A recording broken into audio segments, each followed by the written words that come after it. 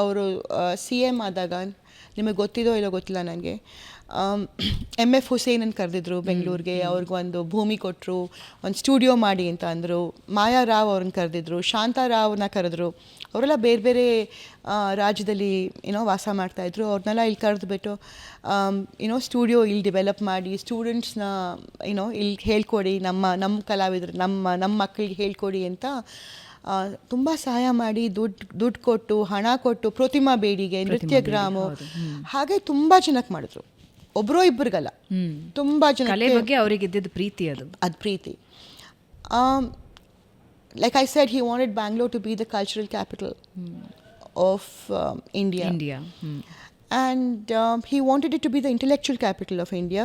And those days, I must tell you, Bengaluru, Indian Institute of Science ittu, Jawaharlal Nehru institute of advanced studies ಇತ್ತು. ಎಷ್ಟೊಂದು engineering ಕಾಲೇಜಸ್ಗೆ ಇವರು ಇದು ಕೊಟ್ಟರು, ಶುರು ಮಾಡಿದ್ರು.